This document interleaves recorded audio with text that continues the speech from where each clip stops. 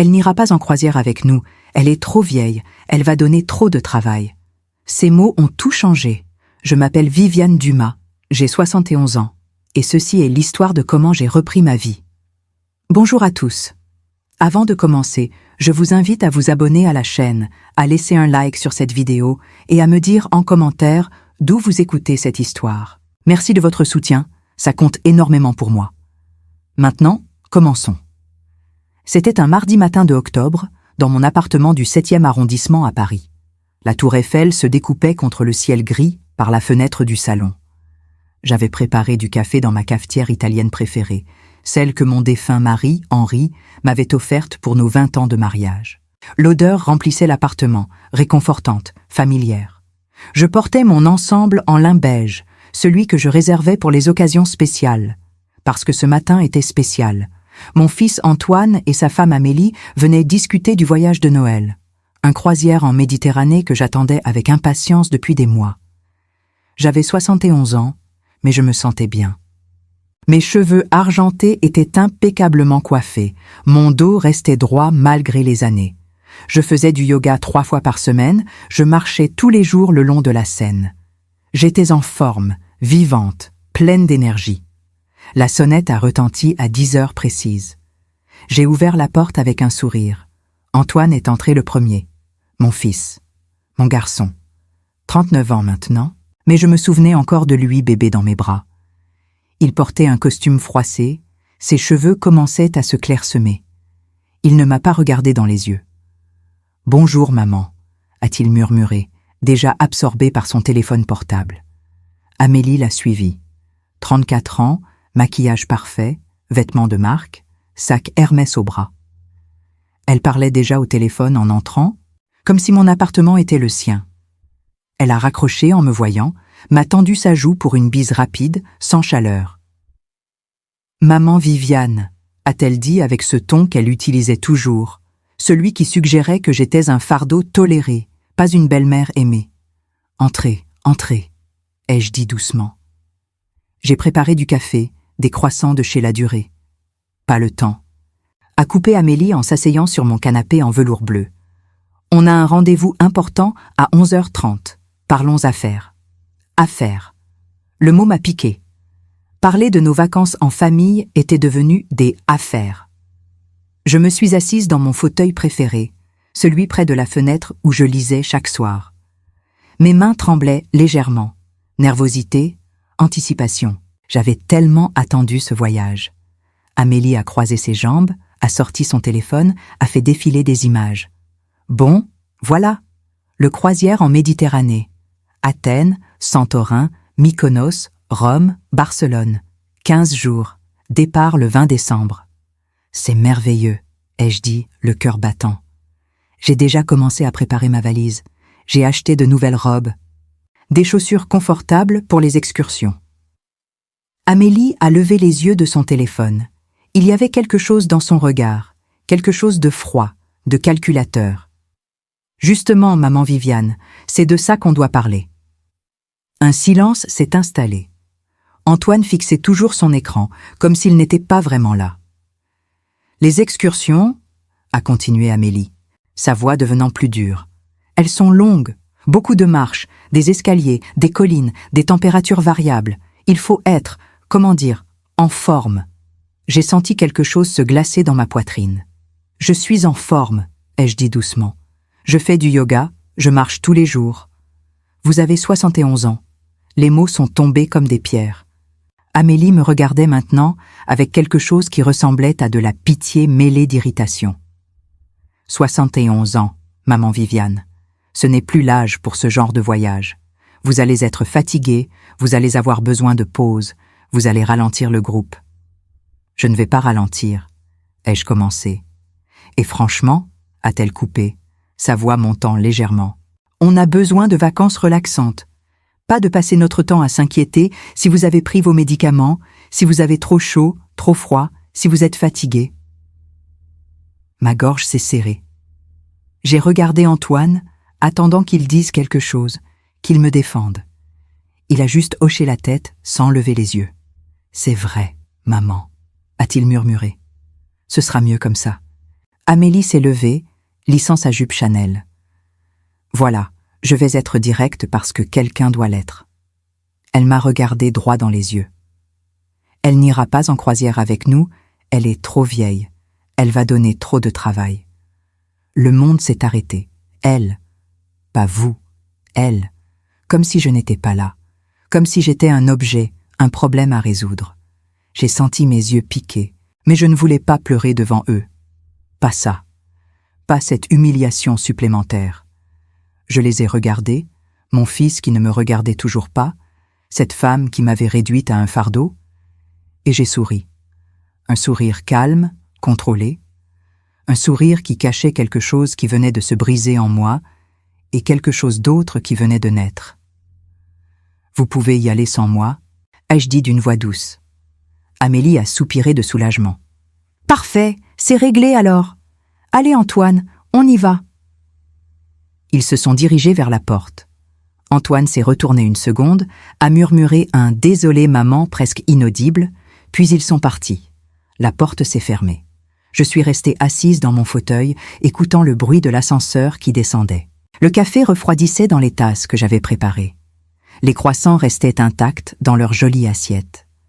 J'ai regardé mon reflet dans le miroir ancien accroché au mur. Une femme de 71 ans me regardait. Des cheveux argentés, des rides autour des yeux, les marques du temps. « Trop vieille » avait dit Amélie, « trop de travail ?» J'ai continué à me regarder. Et lentement, très lentement, mon sourire est devenu réel. Trop vieille ? On allait voir. J'ai pris mon téléphone et j'ai composé un numéro. Jacqueline, c'est Viviane. Tu te souviens de ce croisière dans les Caraïbes dont tu m'as parlé? Celui pour les plus de 60 ans actifs? Est-ce qu'il y a encore de la place? La voix de Jacqueline a explosé dans le téléphone, pleine de surprise et de joie. Viviane, tu es sérieuse? Le croisière Vitality de 28 jours? Caraïbes et Méditerranée? Mais... Et Antoine? Tu m'as toujours dit que tu ne pouvais pas le laisser. Antoine est occupé à me trouver trop vieille, ai-je répondu, ma voix plus ferme que je ne l'aurais cru possible. Alors j'ai décidé de lui prouver le contraire. Jacqueline a ri, ce rire franc et libre que je n'avais pas entendu depuis longtemps. Ma chérie, il y a de la place, et devine quoi? Si tu amènes 3 autres personnes, on a une réduction de groupe, une suite avec balcon privé pour chacune. Mon cœur s'est mis à battre plus vite. 28 jours, Caraïbes, Méditerranée, liberté. Je vais appeler Françoise, Denise et Claude, ai-je dit. On se rappelle dans 1 heure. J'ai raccroché et j'ai regardé autour de moi. Cet appartement où j'avais vécu pendant 40 ans, où j'avais élevé Antoine seul après la mort d'Henri, où j'avais sacrifié mes rêves, mes voyages, ma vie, tout pour mon fils. Et comment m'en remerciait-il? En me laissant sa femme me traiter de fardeau. Non, plus jamais. J'ai composé le premier numéro. Françoise, c'est Viviane. Écoute-moi bien, on part en croisière. Oui, toi et moi. 28 jours. Non, je ne plaisante pas. Tu es libre? Françoise, 69 ans, ex-médecin, veuve depuis 5 ans. Une femme magnifique qui avait passé sa vie à soigner les autres et qui n'avait jamais pris le temps de vivre pour elle-même. Viviane Dumas, a-t-elle dit lentement. Qu'est-ce qui t'est arrivé? J'ai eu une révélation, ai-je répondu. On n'a qu'une vie, et je refuse de passer ce qui me reste à attendre que mon fils se souvienne que j'existe. Je viens, a-t-elle crié. Quand partons-nous? 2 appels plus tard, Denise, 72 ans, ex-juge, autoritaire et merveilleuse, et Claude, 70 ans, ex-pianiste, artistique et passionné, avaient toutes accepté avec un enthousiasme qui m'a fait pleurer. Mais cette fois, de joie. Nous étions 4 femmes qui avions passé nos vies à nous occuper des autres. Mari, enfants, carrière, obligations. Et maintenant? Maintenant, c'était notre tour. Le lendemain matin, je me suis réveillée avec une clarté que je n'avais pas ressentie depuis des années. J'ai mis un tailleur pantalon noir, élégant, professionnel, et je suis sortie. Première étape, la banque. La banque Rothschild sur la rue Laffitte. Monsieur Dubois, mon gestionnaire depuis 25 ans, m'a reçu dans son bureau au mur lambrissé. « Madame Dumas », a-t-il dit chaleureusement. « Quel plaisir! Que puis-je faire pour vous? J'ai besoin de connaître ma situation exacte, ai-je dit en m'asseyant. Tout. Compte, investissement, propriété. Il a tapé sur son ordinateur. Sourcils froncés de concentration. Voyons voir. Votre compte courant, 85 000 euros. Votre compte épargne, 340 000 euros. Vos investissements en actions et obligations, 415 000 euros. Total liquide, 840 000 euros. J'ai avalé ma salive. Je savais que j'avais de l'argent, l'héritage de mes parents, ma propre carrière comme professeur d'université, la pension de veuve d'Henri. Mais entendre le chiffre. Et l'appartement du 7e? Ai-je demandé. Évalué à 1-2 millions d'euros selon les dernières estimations du marché. Libre de toute hypothèque, à votre nom exclusif. Je me suis penché en avant. Mon fils Antoine est cotitulaire de mes comptes? Oui, depuis 15 ans. Vous aviez signé les documents en 2010. Je veux le retirer, immédiatement. Monsieur Dubois a cligné des yeux. Madame, c'est une décision importante. Êtes-vous certaine? Absolument certaine. Il a hoché la tête lentement. Très bien, je prépare les documents. Vous devrez signer en présence d'un notaire. Parfait. Autre chose, je verse 0 euros par mois sur le compte d'Antoine. Virement automatique. Je veux l'annuler. Considérez que c'est fait, je me suis levée, me sentant plus légère qu'en année. Merci, monsieur Dubois. Madame Dumas, a-t-il dit alors que j'atteignais la porte. Puis-je me permettre une observation personnelle? Je me suis retournée. Vous avez l'air libéré. Ça vous va bien. J'ai souri. Merci. C'est exactement ce que je ressens. Deuxième étape. L'avocat. Maître Sophie Mercier, 52 ans. Avocate brillante que j'avais rencontrée lors d'une conférence sur les droits des femmes. Son cabinet était situé rue de Rivoli, avec vue sur le jardin des Tuileries. « Viviane !» Elle m'a embrassée chaleureusement. « Quel plaisir! Assieds-toi, café ?» Volontiers. Une fois installée, je lui ai tout raconté. Les mots d'Amélie, le silence d'Antoine, ma décision. Sophie m'a écouté sans m'interrompre, ses yeux noisettes fixés sur moi avec une intensité professionnelle. « Alors, a-t-elle dit finalement, tu veux reprendre le contrôle. » Exactement. L'appartement où Antoine et Amélie vivent, c'est le tien? Héritage de ma mère, à mon nom exclusif. Parfait. Tu veux les expulser? Non, ai-je dit lentement. Je veux leur donner une leçon. Pas les détruire, juste leur apprendre la valeur de ce qu'ils avaient. Sophie a souri, un sourire de lionne. J'ai exactement ce qu'il te faut. On transforme l'appartement en location. Contrat de bail commercial. Loyer au prix du marché.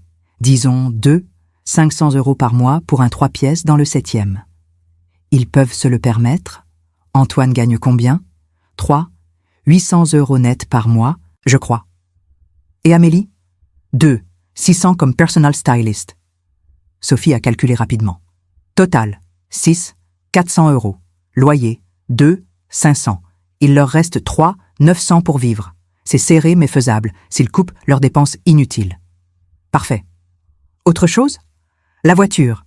Une BMW X5 que j'ai achetée et mise au nom d'Antoine il y a 3 ans. Je la veux de retour. On peut faire ça. Tu veux la vendre? Oui, je n'en ai pas besoin. Sophie a pris des notes frénétiquement. La mesada mensuelle? Déjà annulée avec la banque.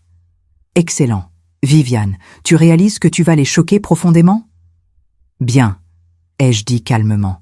Ils m'ont choqué aussi. Maintenant, c'est leur tour d'apprendre. Quand veux-tu que tout ça prenne effet?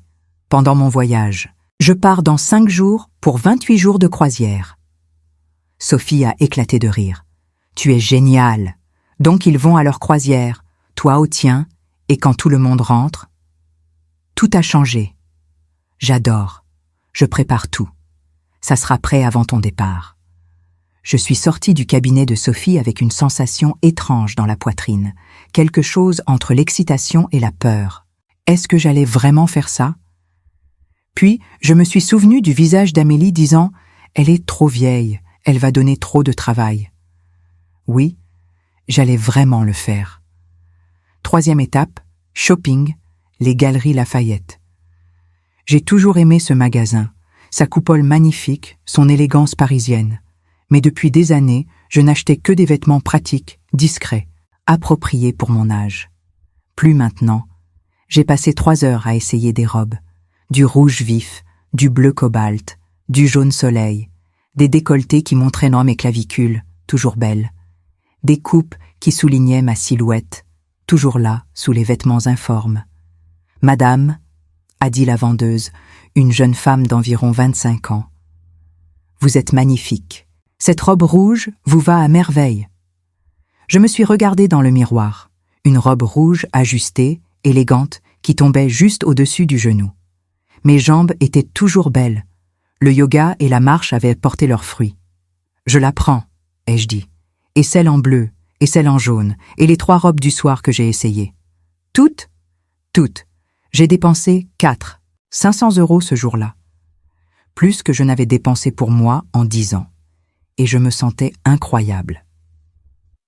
4e étape, le salon de coiffure.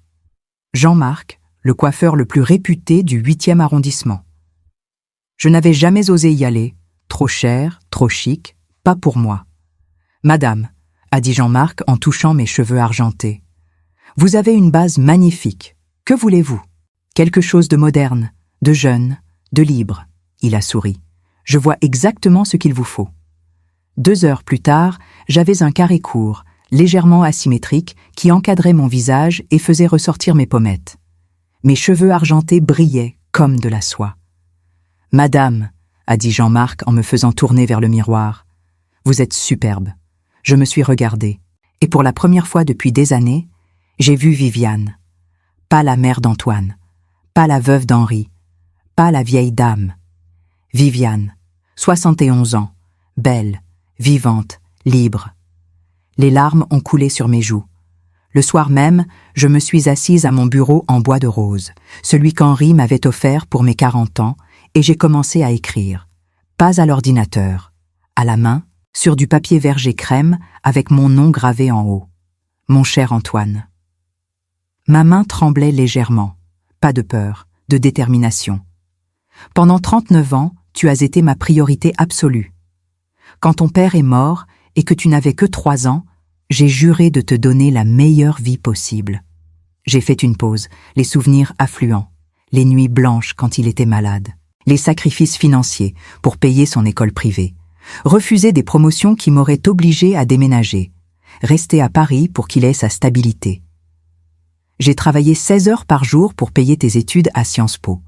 J'ai vendu les bijoux de ma mère pour financer ton MBA. Quand tu as voulu épouser Amélie, j'ai payé un mariage de 50 000 € sans broncher. C'était vrai. Tout ça était vrai. Et je ne l'avais jamais regretté. Pas une seconde. Jusqu'à maintenant. J'ai acheté l'appartement où vous vivez, celui que vous croyez être le vôtre. J'ai acheté la voiture qu'Amélie conduit. J'ai payé vos vacances, vos restaurants, vos vêtements de marque. Pendant des années, ma gorge s'est serrée. Je ne t'ai jamais demandé de reconnaissance, juste de l'amour, juste d'être vue, pas comme une commodité, mais comme ta mère, comme un être humain. J'ai posé mon stylo, fermé les yeux, respiré profondément. Quand Amélie a dit « Elle n'ira pas en croisière avec nous, elle est trop vieille, elle va donner trop de travail », quelque chose s'est brisé en moi, mais aussi quelque chose s'est libéré. J'ai compris que je m'étais perdue, que j'avais oublié qui j'étais en essayant d'être tout pour toi. Alors voici ce qui change. J'ai écrit chaque point avec soin, clairement, sans émotion. Juste les faits. 1. L'appartement du 7e arrondissement reste à mon nom. Mais à partir du 1er janvier, vous paierez un loyer. 2. 500 € mensuels. C'est le prix du marché. Si vous ne pouvez pas payer, vous devrez trouver autre chose. 2. La BMW X5 est reprise. Elle était à mon nom, prêtée à vous. Le prêt est terminé. 3. Les 3 000 € que je versais chaque mois sur ton compte sont annulés. Tu as un emploi. Utilise ton salaire. 4. Tu n'es plus co-titulaire de mes comptes bancaires. Mes finances sont exclusivement miennes. 5. Toutes les cartes de crédit liées à mes comptes sont annulées. Ma main ne tremblait plus. Tu te demandes sûrement pourquoi. Voici la réponse simple. Parce que je le peux. et parce que vous devez apprendre. Je ne suis pas en colère, Antoine, je suis fatiguée. Fatiguée d'être invisible, fatiguée d'être prise pour acquise, fatiguée de me sacrifier pour des gens qui me voient comme un fardeau. Pendant que vous profitez de votre croisière en Méditerranée, je serai en train de profiter du mien. 28 jours dans les Caraïbes et en Méditerranée, avec mes amis qui savent que 71 ans n'est pas une sentence, mais juste un nombre. Quand vous reviendrez, vous trouverez cette lettre. Et vous trouverez également les documents légaux dans l'enveloppe jointe. Tout est en ordre. Tout est légal. Tout est définitif. Ce n'est pas une punition, mon fils. C'est une leçon que j'aurais dû vous enseigner il y a longtemps. Les gens ne sont pas des ressources à exploiter. Les mères ne sont pas des banques. Et le respect ne se donne pas uniquement aux jeunes. Je vous aime toujours. Mais je m'aime aussi maintenant. Et c'est nouveau pour moi. Quand je reviendrai, nous pourrons parler. Mais ce sera sous mes conditions, plus les vôtres. Profitez de votre voyage, j'ai l'intention de profiter du mien. Avec amour, toujours, malgré tout. Maman, PS. L'âge ne définit pas nos limites, notre peur le fait. J'ai décidé de ne plus avoir peur. J'ai relu la lettre 3 fois. Puis, je l'ai glissée dans une enveloppe crème que j'ai scellée avec de la cire rouge. Dramatique, mais appropriée. À côté, j'ai placé une deuxième enveloppe contenant tous les documents légaux. Le nouveau contrat de bail, l'avis de reprise de la voiture, les documents bancaires. J'ai posé les 2 enveloppes au centre de la table du salon. Impossible à manquer. Puis je suis allée dans ma chambre et j'ai commencé à faire ma valise. Les 3 jours suivants ont été un tourbillon. J'ai vendu la BMW pour 28 000 €. J'ai acheté des maillots de bain, pour la première fois en 10 ans. J'ai acheté des chaussures de randonnée, des tenues de soirée, des lunettes de soleil Dior. J'ai appelé mes amis chaque soir. Nous étions comme des adolescentes planifiant notre première grande aventure. « Viviane, » a dit Françoise lors de notre dernière conversation, « tu réalises qu'on va être les reines de ce bateau. »« Comment ça ?» ai-je demandé en riant. 4 femmes dans la soixantaine et 70 ans, belles, intelligentes, libres, avec de l'argent. On va être les stars.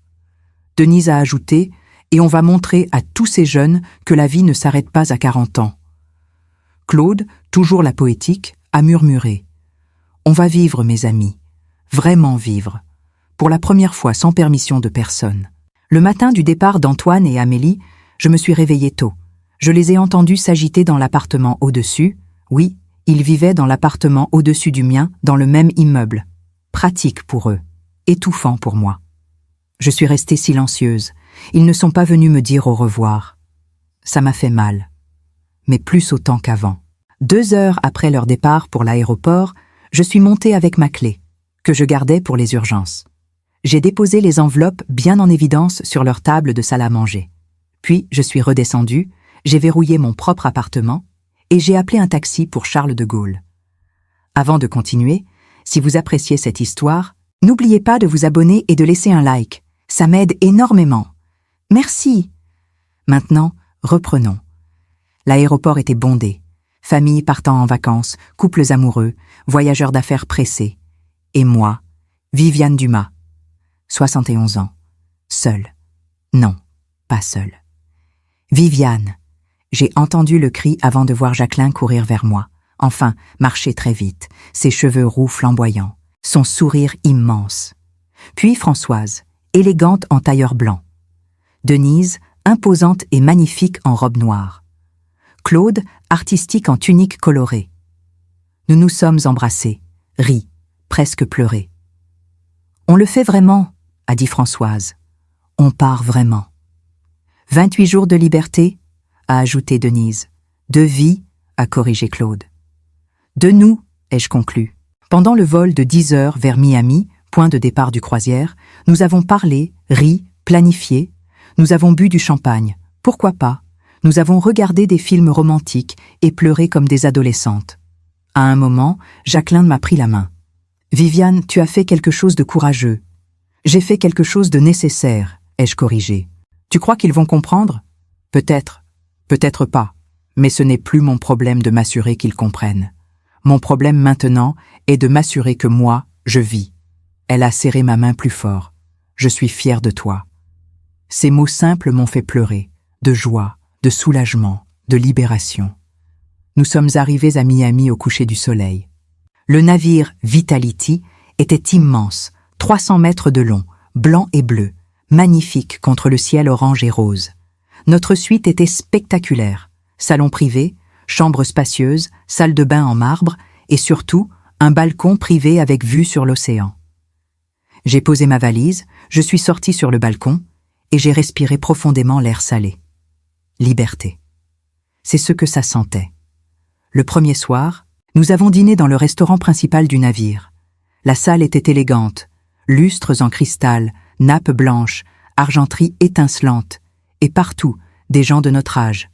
60, 70, même 80 ans, tous souriants, vivants, excités. « Vous voyez ?» a dit Denise en regardant autour d'elle. « On n'est pas les seules trop vieilles. On est juste celles qui ont décidé de vivre malgré ce que les autres pensent. » Le serveur, un jeune homme charmant d'environ 30 ans nommé Marco, nous a servi avec un respect qui m'a touchée.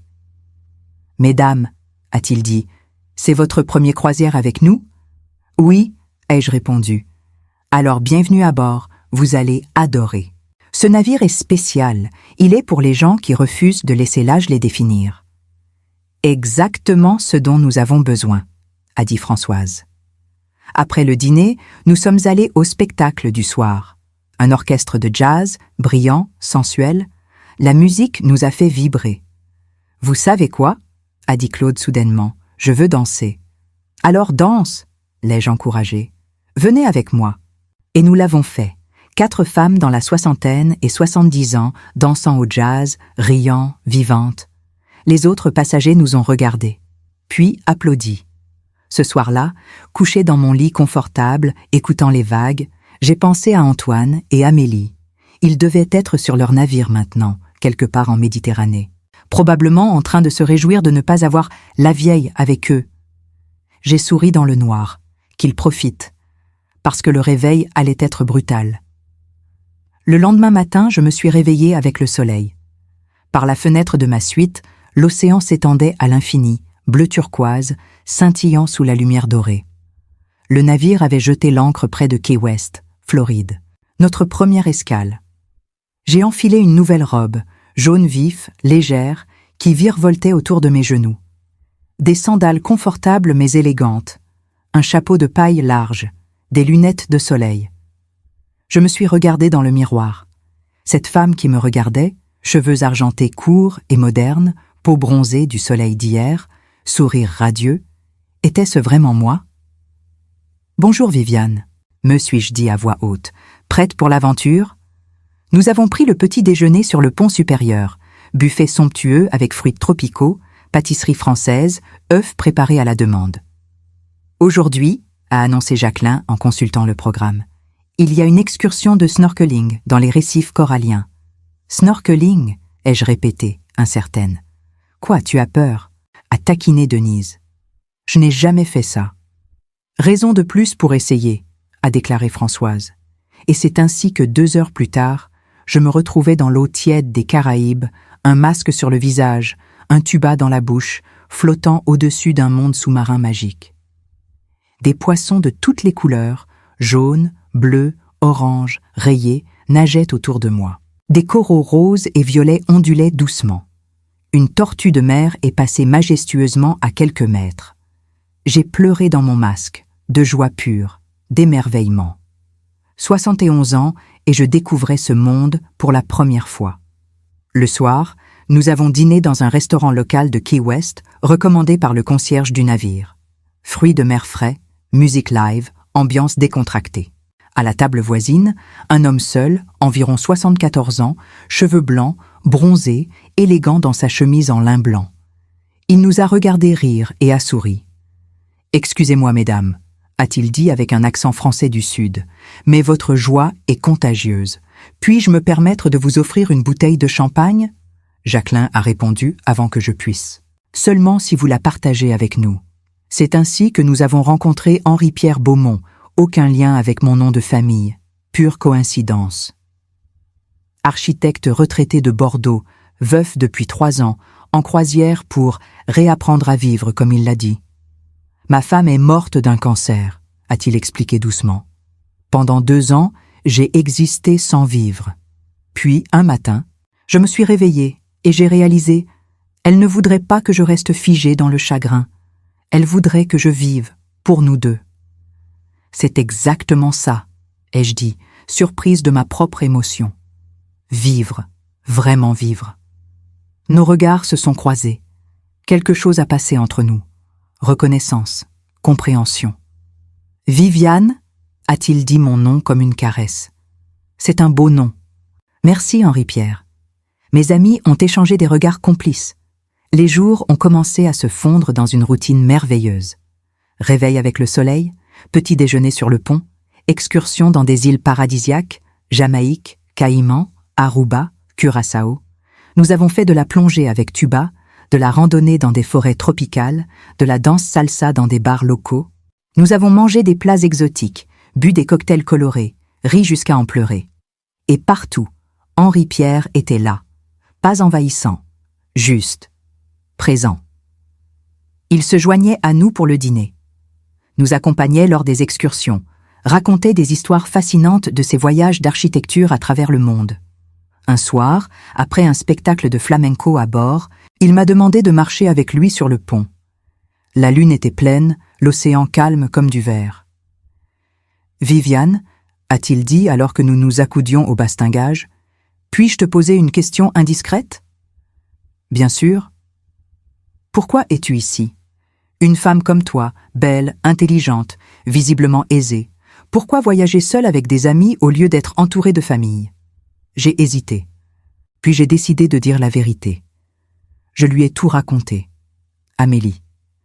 Les mots cruels. Antoine qui n'avait rien dit. Ma décision. Les changements que j'avais mis en place. Il m'a écouté sans m'interrompre, ses yeux bleus fixés sur moi avec une intensité qui m'a fait frissonner, mais pas de froid. Quand j'ai terminé, il est resté silencieux un long moment. « Sais-tu ce que je pense ?» a-t-il finalement dit. « Quoi ? Que tu es l'une des femmes les plus courageuses que j'ai jamais rencontrées. » J'ai ri amèrement. « Courageuse ? J'ai peut-être détruit ma relation avec mon fils. »« Non !» a-t-il dit fermement. « Tu l'as sauvé. Parce qu'une relation basée sur l'exploitation et le manque de respect n'est pas une vraie relation. Tu leur as donné une chance de construire quelque chose de réel. » Ces mots ont touché quelque chose de profond en moi. « Et si ça ne marche pas ?» ai-je murmuré. « Et s'ils me détestent ? Alors tu auras vécu pour toi-même pour la première fois, et crois-moi, Viviane, c'est suffisant. » Il a pris ma main, geste simple, mais qui a envoyé une vague de chaleur dans tout mon corps. « J'aimerais te revoir après ce croisière, » a-t-il dit doucement. « Si tu es d'accord. » Mon cœur battait comme celui d'une adolescente. « J'aimerais ça aussi. » Il a souri, ce sourire qui transformait son visage, le rendant presque jeune. Alors c'est un rendez-vous. Cette nuit-là, allongée dans mon lit, je me suis sentie, heureuse, excitée, vivante, tout ça à la fois. Pendant ce temps, quelque part en Méditerranée. Je l'ai su plus tard, mais voici ce qui s'est passé. Antoine et Amélie étaient sur leur croisière, luxueux certainement, mais étrangement vide. Amélie prenait des selfies constamment pour ses réseaux sociaux. Antoine travaillait depuis sa cabine, toujours esclave de son téléphone. Ils ne se parlaient presque pas, réalisant peut-être que sans moi comme sujet de conversation ou de plainte, ils n'avaient pas grand-chose à se dire.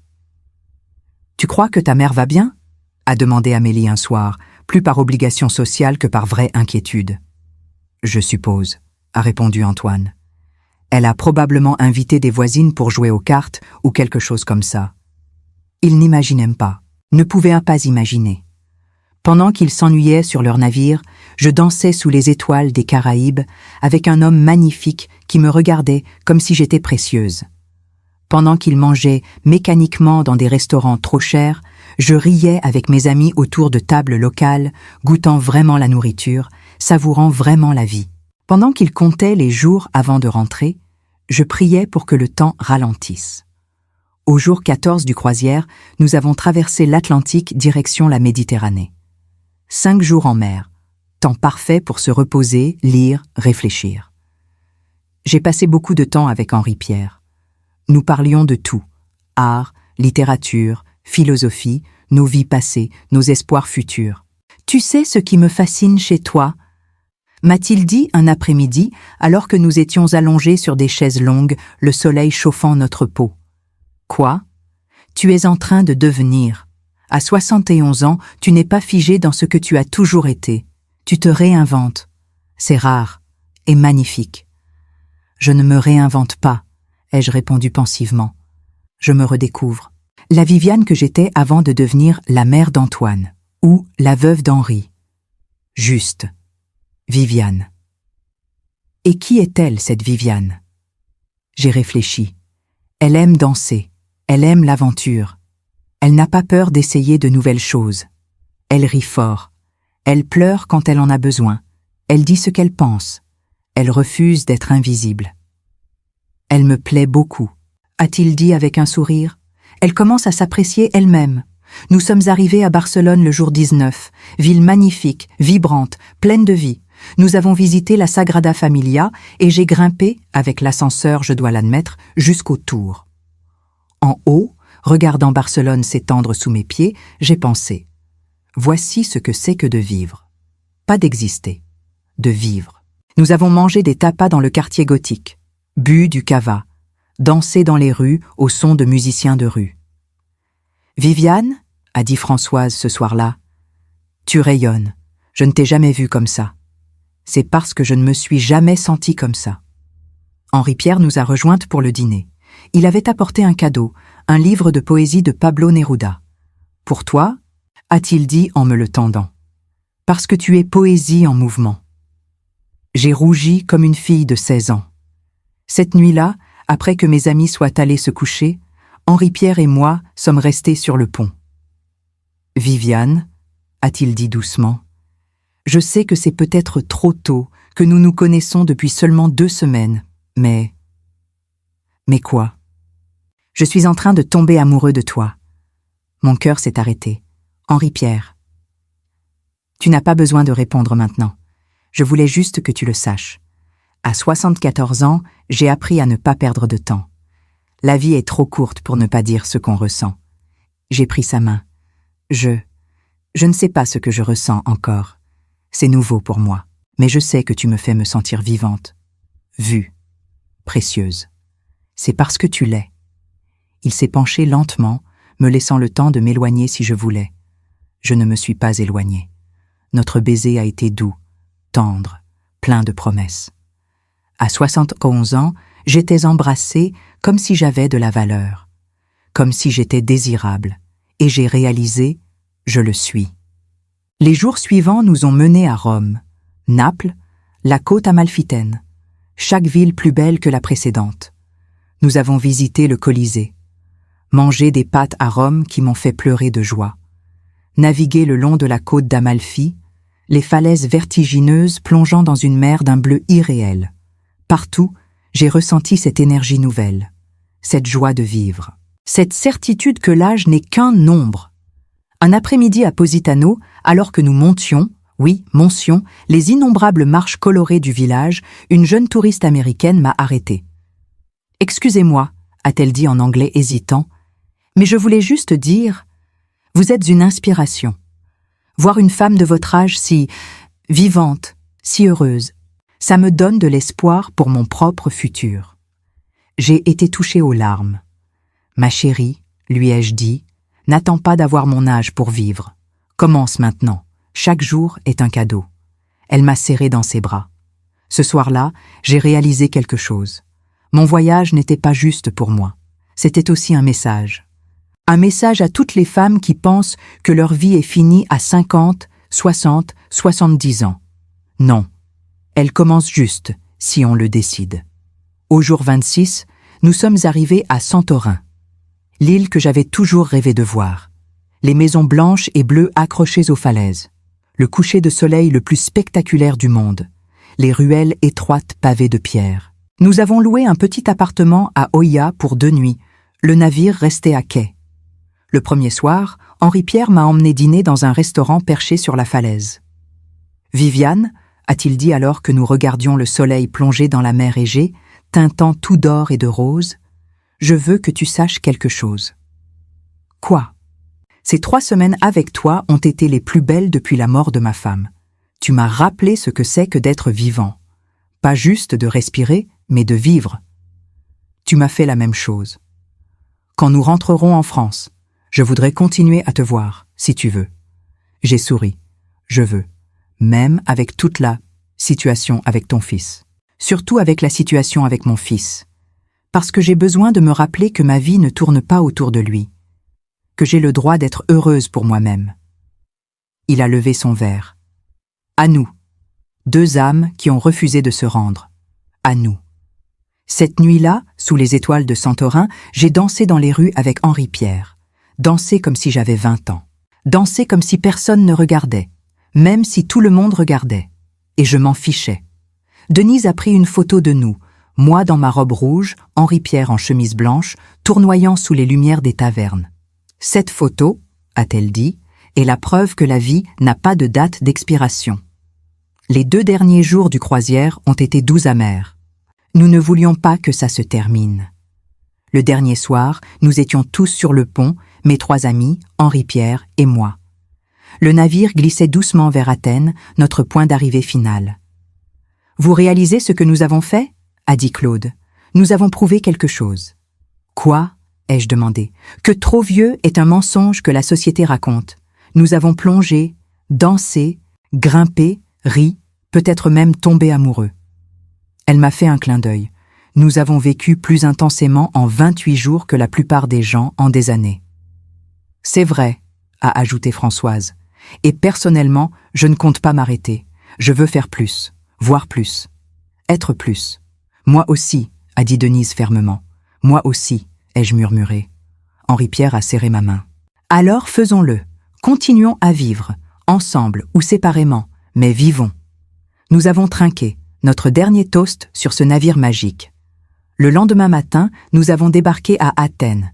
L'air était chaud, le soleil brillant. L'aéroport était bondé de voyageurs rentrant chez eux. J'ai dit au revoir à Henri Pierre à la porte d'embarquement.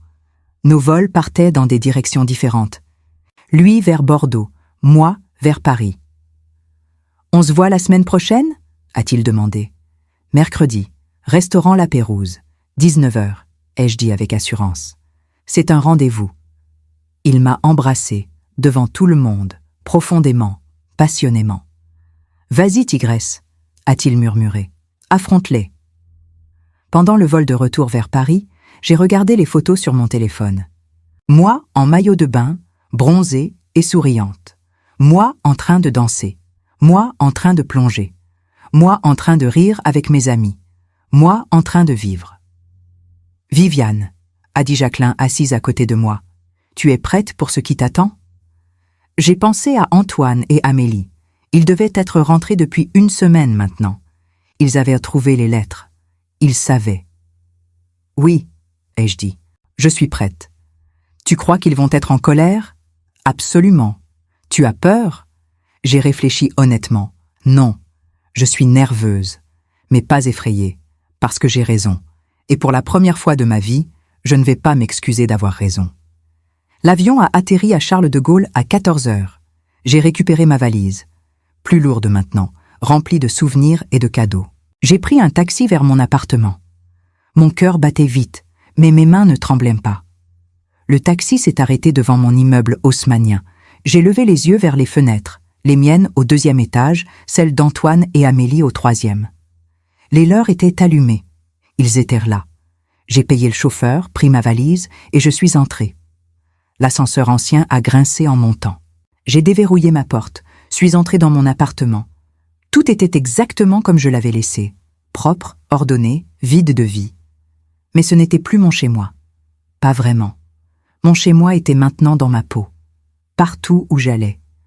J'ai à peine eu le temps de poser ma valise qu'on a frappé à ma porte. Fort, insistant, presque agressif. J'ai respiré profondément. Showtime. J'ai ouvert la porte. Antoine et Amélie étaient là. Antoine avait l'air épuisé, plus vieux que ses 39 ans. Amélie avait les yeux rouges, peut-être de pleurs, peut-être de rage.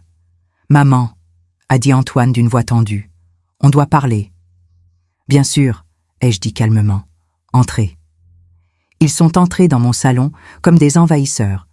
Amélie en furie contenue, Antoine en confusion douloureuse. Comment as-tu pu nous faire ça? A explosé Amélie avant même de s'asseoir. Nous couper financièrement sans prévenir, reprendre la voiture, exiger un loyer ridicule. Je me suis assise dans mon fauteuil préféré, dos droit, mains posées calmement sur mes genoux. Je vous ai prévenu, ai-je dit doucement. Dans la lettre. Une lettre qu'on a trouvée en rentrant. Pendant qu'on était en vacances? Tu ne trouves pas ça lâche? Non, ai-je répondu, ma voix restant calme. Je trouve ça stratégique. Antoine s'est laissé tomber sur le canapé, tête dans les mains. Maman, pourquoi? Qu'est-ce qu'on a fait de si terrible? J'ai regardé mon fils, cet homme que j'avais porté, nourri, élevé, aimé de tout mon cœur pendant 39 ans. Tu veux vraiment savoir? Antoine? Oui, très bien. J'ai pris une profonde inspiration. Amélie m'a dit, et je cite, « Elle n'ira pas en croisière avec nous, elle est trop vieille, elle va donner trop de travail. » Et toi, tu n'as rien dit. Rien du tout. Le silence a rempli la pièce. C'était juste, a commencé Amélie. Juste quoi? Juste honnête? Juste pratique? Ma voix est montée légèrement. J'ai 71 ans. Amélie. Pas 171. Je fais du yoga. Je marche tous les jours. Je suis en meilleure forme que beaucoup de gens de 50 ans. Ce n'est pas ce que je voulais dire. Alors qu'est-ce que tu voulais dire exactement? Elle a ouvert la bouche. L'a refermée. Rien. Je me suis tournée vers Antoine. Et toi, mon fils? Tu es resté assis là, les yeux sur ton téléphone, et tu ne m'as pas défendu. Tu ne m'as même pas regardé. Des larmes ont commencé à couler sur son visage. Je suis désolée, maman. Pourquoi exactement es-tu désolée, Antoine? Pour ce jour-là? Ou pour les années où vous m'avez traité comme une commodité? On ne t'a jamais. Vraiment? J'ai sorti mon téléphone, ouvert mes messages. Voici nos conversations des 6 derniers mois. Mes messages. Tu veux venir dîner dimanche? Pas de réponse. Comment s'est passée ta présentation? Réponse 3 jours plus tard. Bien, un seul mot. Je t'aime, mon chéri. Vu, pas de réponse. Je lui ai tendu le téléphone. Lis. Regarde comment tu me traites depuis des années. Il a lu, visage pâlissant progressivement. Mon Dieu, a-t-il murmuré. Tu veux savoir ce qui m'a vraiment brisé le cœur? Ai-je continué, ma voix tremblant maintenant. Ce n'est pas ce qu'Amélie a dit. C'est ton silence. C'est le fait que tu ne m'as même pas jugé digne d'être défendue. Maman, Laisse-moi finir. J'ai levé la main. Pendant 36 ans, depuis la mort de ton père, j'ai tout sacrifié pour toi. Tout. Ma carrière, mes relations, mes rêves. Je t'ai donné le meilleur, la meilleure éducation. Le meilleur de tout. J'ai senti mes yeux piquer, et je ne regrette rien de ça, parce que c'est ce que font les parents. On aime, on donne, on sacrifie. Alors pourquoi? Mais, ai-je continué plus fermement? L'amour ne peut pas être à sens unique, et c'est ce que c'était devenu. Je donnais, vous preniez, je tendais la main. Vous étiez trop occupés. Amélie a essayé de parler. Mais on a nos propres vies. Bien sûr que vous avez vos propres vies. Je ne demandais pas de vivre vos vies. Je demandais juste d'être incluse, d'être vue, d'être respectée. J'ai marqué une pause. Alors quand tu m'as appelée trop vieille et trop de travail, quelque chose s'est cassé. Mais aussi quelque chose s'est libéré. Quoi? A murmuré Antoine. J'ai réalisé que j'avais oublié qui j'étais, que j'étais devenue juste la mère d'Antoine, pas Viviane, pas une femme avec ses propres besoins, désirs, rêves. Je me suis levée, suis allée à la fenêtre. Alors pendant que vous profitiez de votre croisière en Méditerranée, j'ai pris le mien. 28 jours, Caraïbes et Méditerranée. Ils m'ont regardé, bouche bée. Quoi? J'ai fait de la plongée avec tuba dans des récifs coralliens. J'ai dansé la salsa à Cuba. J'ai grimpé 400 marches à Santorin. J'ai mangé dans des restaurants que j'avais toujours rêvé de visiter. J'ai ri avec mes amis. J'ai vécu. Je me suis retournée vers eux. Et j'ai aussi rencontré quelqu'un. Antoine s'est levé d'un bond. Tu as rencontré quelqu'un? Oui, un homme merveilleux de 74 ans. Veuf, architecte retraité. Il s'appelle Henri Pierre. Et je le revois mercredi. Amélie avait l'air choquée. Mais vous avez 71 ans. J'ai souri, vraiment souri. Exactement, 71 ans et vivante, 71 ans et capable de ressentir, 71 ans et refusant de laisser l'âge me définir. J'ai marché vers eux, me suis plantée devant Amélie. Tu m'as dit que j'étais trop vieille, alors j'ai décidé de te prouver que tu avais tort. Amélie a baissé les yeux, incapable de soutenir mon regard. Je me suis tournée vers Antoine. Et toi?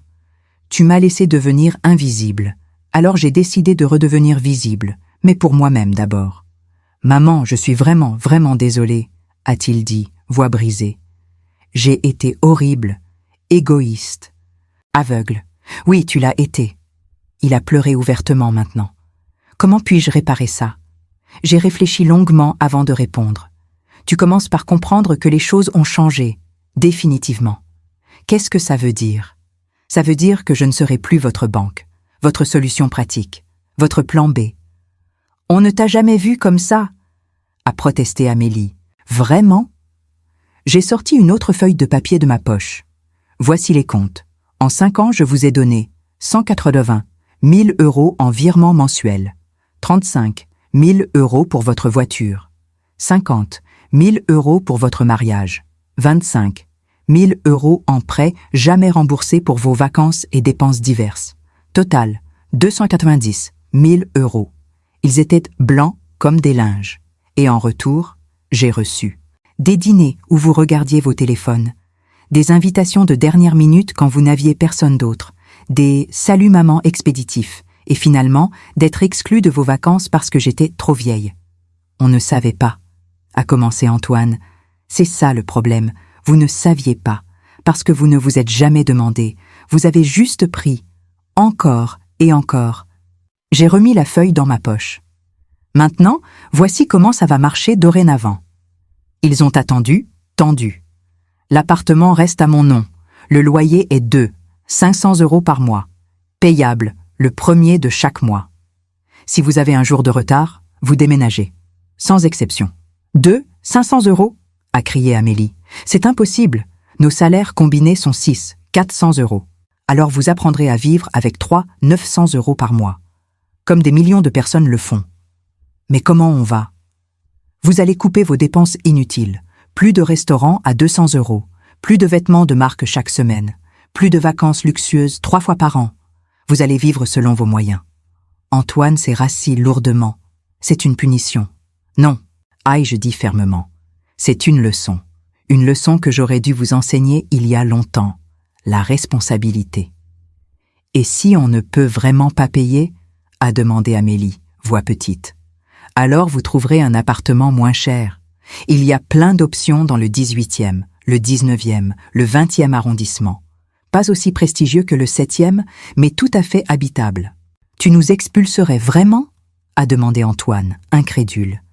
J'ai regardé mon fils dans les yeux. Oui, parce que si je ne le fais pas, vous n'apprendrez jamais. Vous continuerez à penser que maman sera toujours là pour sauver la situation, que vous pouvez me traiter comme bon vous semble et je prendrai tout. Ce n'est pas. Si, c'est exactement ça. Ma voix était douce mais inflexible. Et ça s'arrête maintenant. Silence lourd. Je vous pardonne, ai-je dit finalement. Ils ont levé les yeux, surpris. Tu nous pardonnes? A répété Antoine, espoir dans la voix. Oui, parce que vous êtes mes enfants, enfin mon enfant et sa femme, et je vous aime, toujours. Antoine s'est levé, a fait un pas vers moi. Mais, ai-je levé la main? L'arrêtant. Le pardon ne signifie pas oublier, ne signifie pas que tout redevient comme avant. Ça signifie que je choisis de ne pas porter la rancœur, mais ça ne signifie pas qu'il n'y a pas de conséquences. Quelles conséquences? A murmuré Amélie. Vous devez vivre avec les résultats de vos actions. Vous m'avez traité comme un fardeau. Maintenant, vous vivez sans mon soutien financier. Vous m'avez trouvée trop vieille? Maintenant, vous me voyez vivre plus pleinement que vous. J'ai marché vers la porte, l'ai ouverte. Maintenant, s'il vous plaît, partez. Je suis fatiguée du voyage. Maman? A commencé Antoine. Partez? On peut parler demain. Ou dans une semaine. Quand vous aurez vraiment réfléchi à tout ça. Ils sont sortis lentement, Amélie encore sous le choc, Antoine en larmes. À la porte, Antoine s'est retourné. « Je t'aime, maman. Je sais que je l'ai mal montré, mais je t'aime. » « Je le sais, Antoine, et je t'aime aussi. C'est pourquoi je fais ça. Pas pour te punir, pour t'enseigner. » « M'enseigner quoi ? Que les gens, tous les gens, peu importe leur âge, méritent le respect. Que l'amour n'est pas seulement prendre, c'est aussi donner. Et que les actions ont des conséquences. » Il a hoché la tête et parti. J'ai fermé la porte, me suis appuyé contre elle. Mes mains tremblaient. Mon cœur battait vite. Mais je ne regrettais rien. Cette nuit-là, allongée dans mon lit, je n'arrivais pas à dormir.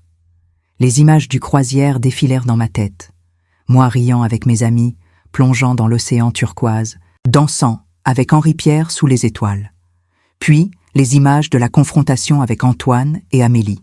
Leurs visages choqués, leurs protestations, leurs larmes. Avais-je été trop dur ? Non. J'ai fermé les yeux, respiré profondément. Non, je n'avais pas été trop dur. J'avais été honnête. J'avais été ferme. J'avais été ce que j'aurais dû être depuis longtemps. Mon téléphone a vibré. Message d'Henri Pierre. « Tu es bien rentré ? Comment ça s'est passé ?»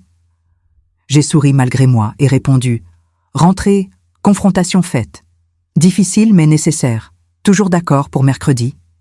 Réponse immédiate. « Absolument. Tu es courageuse, Viviane. Je suis fière de toi. Dors bien, ma belle. » Ma belle. À 71 ans, quelqu'un m'appelait ma belle et le pensait vraiment. J'ai dormi mieux que je ne l'avais fait depuis des années. Le lendemain matin, j'ai décidé de mettre en œuvre la prochaine partie de mon plan. Trouver un nouveau chez moi. L'appartement du 7e avait été mon refuge pendant 40 ans. Mais il était aussi rempli de souvenirs, certains beaux, beaucoup douloureux. Henri mourant dans la chambre, Antoine grandissant mais s'éloignant. Les années où j'attendais des appels qui ne venaient jamais. Il était temps de partir. J'ai contacté une agence immobilière haut de gamme. « Madame Dumas », a dit l'agent, Pierre Moreau, un homme élégant d'environ 45 ans, « quel type de propriété cherchez-vous ? » Quelque chose de nouveau, lumineux, avec vue. Peut-être Montmartre, j'ai toujours aimé ce quartier. Excellent choix. J'ai justement un appartement qui vient d'être mis sur le marché. 2 chambres, terrasse avec vue sur Sacré-Cœur, entièrement rénové. 650, 1000 €. Je peux le voir aujourd'hui ? L'appartement était parfait. Situé rue Lepic, au cœur de Montmartre. 3e étage d'un immeuble charmant, parquet en chêne clair, cuisine moderne, salle de bain spacieuse avec baignoire profonde. Mais surtout, la terrasse. Elle s'étendait sur toute la longueur de l'appartement, orienté sud, avec vue directe sur le Sacré-Cœur qui brillait blanc contre le ciel bleu. « Je la prends », ai-je dit immédiatement. « Vous êtes sûr ? Vous ne voulez pas réfléchir ? J'ai passé trop d'années à réfléchir. Maintenant, j'agis. Je la prends. Parfait, je prépare les papiers. Vous pourrez emménager dans 3 semaines. » En sortant de l'appartement, j'ai appelé mes amis. « Les filles, j'ai besoin de vous. J'emménage. Et je veux que ce nouvel appartement soit moi, le vrai moi, pas celui que j'ai été, celui que je deviens. » 3 jours plus tard, nous étions toutes chez Ikea. Oui, Ikea, pratique et stylé, suivi de magasins de décoration plus chic. « Des couleurs !» a insisté Françoise. « Fini le beige neutre. Tu es vivante, ton appartement doit le refléter. » Nous avons choisi du jaune pour la cuisine, du bleu profond pour le salon, du vert sauge pour la chambre, des coussins orange, des tapis persans colorés, des plantes, beaucoup de plantes. « Ça va être magnifique », a dit Denise, « un vrai chez toi. » Claude, toujours l'artiste, a insisté. « Et on accroche tes photos du croisière partout. Qu'on n'oublie jamais qui tu es devenu. » Pendant ce temps, Antoine m'a appelé plusieurs fois. Je n'ai pas répondu immédiatement, pas par méchanceté, mais parce que j'avais besoin d'espace. Finalement, le 5e jour après mon retour, j'ai accepté de prendre un café avec lui. Café de Flore, Saint-Germain-des-Prés, territoire neutre. Il était déjà là quand je suis arrivée, assis à une petite table près de la fenêtre. Il avait l'air diminué, fatigué, pluvieux. « Maman », a-t-il dit en se levant maladroitement. « Antoine. » Nous nous sommes assis, silence gêné. Le serveur est venu. J'ai commandé un café crème. Antoine, juste de l'eau. Tu ne prends pas de café? Ai-je demandé, surprise. On coupe les dépenses. Le café ici coûte 50 €. Ah, la réalité commençait à mordre. Comment vas-tu? A-t-il demandé maladroitement. Bien, très bien en fait. Tu as l'air différente. Je suis différente. Il a hoché la tête, regardant ses mains. Maman, j'ai beaucoup réfléchi ces derniers jours. Surtout. Et tu as raison, surtout. Il a levé les yeux, et j'ai vu de vraies larmes. Je t'ai traité horriblement, pendant des années. Je te prenais pour acquise. Je te voyais comme une ressource, pas comme une personne. Son honnêteté m'a touchée. Continue. J'ai relu nos messages. Toutes ces fois où tu as tendu la main et moi, je t'ignorais, ou répondais à peine, comme si tu ne méritais pas 5 minutes de mon temps. Il a essuyé ses yeux. Et le pire, c'est que je ne m'en rendais même pas compte. C'était devenu tellement normal. Normal que tu sois là. Normal que tu payes pour tout. Normal que tu attendes qu'on ait besoin de toi. Qu'est-ce qui t'a fait réaliser tout ça? Vivre sans ton soutien. Il a ri amèrement. En une semaine, Amélie et moi, on s'est disputés plus qu'en 3 ans. Parce que soudain, on doit faire des choix. Payer le loyer ou aller au restaurant? Acheter des vêtements ou économiser? Et on réalise combien notre vie dépendait de toi. Et ça te met en colère contre moi? Non. Il a secoué la tête vivement. Ça me met en colère contre moi, contre nous. On est des adultes, maman. J'ai 39 ans. Je devrais pouvoir subvenir à mes propres besoins depuis 15 ans. J'ai siroté mon café, le laissant continuer. Et ce que tu as dit, sur le fait qu'on ne te voyait pas, c'est vrai. Quand est-ce que je t'ai demandé la dernière fois comment toi tu allais? Pas pour être poli, mais vraiment? Il a attendu que je réponde. Je ne l'ai pas fait. Exactement, a-t-il dit doucement. Je ne me souviens pas, et ça me brise le cœur. Mes propres yeux se sont embués. Antoine. Non, laisse-moi finir. Il a pris une profonde inspiration. Je veux que tu saches que je comprends maintenant. Je comprends pourquoi tu as fait ça. Et je suis reconnaissant. Reconnaissant? Oui, parce que tu m'as donné ce que j'avais besoin, pas ce que je voulais. Tu m'as donné une leçon douloureuse, mais nécessaire. Il a sorti une enveloppe de sa poche. Voici le chèque pour le premier mois de loyer. 500 €, en avance même, payé le 25 du mois au lieu d'attendre le 1er. J'ai pris l'enveloppe, surprise. Comment avez-vous? Amélie a annulé ses abonnements à toutes les box beauté. J'ai vendu ma montre Rolex que tu m'avais offerte pour mes 35 ans. Je sais, ça fait mal, mais elle valait 8 000 € et on en avait besoin. On a annulé 3 services de streaming. On cuisine à la maison maintenant au lieu de commander. Il a souri tristement. Et tu sais quoi? On survit. Ça fait mal à l'ego, mais on survit. Je suis fière de toi, ai-je dit sincèrement. Ne le sois pas encore. C'est juste une semaine. On verra dans 3 mois, 6 mois. Tu tiendras le coup. Peut-être. Il a hésité. Maman, tu as parlé d'un homme, Henri Pierre? Oui. Tu es heureuse? Je commence à l'être. Alors je suis content pour toi. Il a souri, un vrai sourire. Tu mérites d'être heureuse. Tu mérites quelqu'un qui te traite comme la personne incroyable que tu es. Mon cœur s'est serré. Merci mon chéri. Est-ce qu'on peut reconstruire notre relation? Il a attendu, vulnérable. Je sais que ça prendra du temps. Je sais que j'ai beaucoup à prouver. Mais est-ce possible? J'ai réfléchi longuement avant de répondre. Oui, mais sous de nouvelles conditions. Lesquelles? Premièrement, ai-je dit, notre relation doit être basée sur le respect mutuel, pas sur l'obligation, pas sur la culpabilité, sur le respect réel. Antoine a hoché la tête intensément. Deuxièmement, je ne serai plus ton plan de secours financier. Si vous avez des difficultés, vous trouvez des solutions par vous-même. Ou vous demandez un prêt à la banque. Pas à moi. Compris. Troisièmement, si tu veux me voir, tu m'invites, activement, avec un vrai désir, pas parce que il faut bien.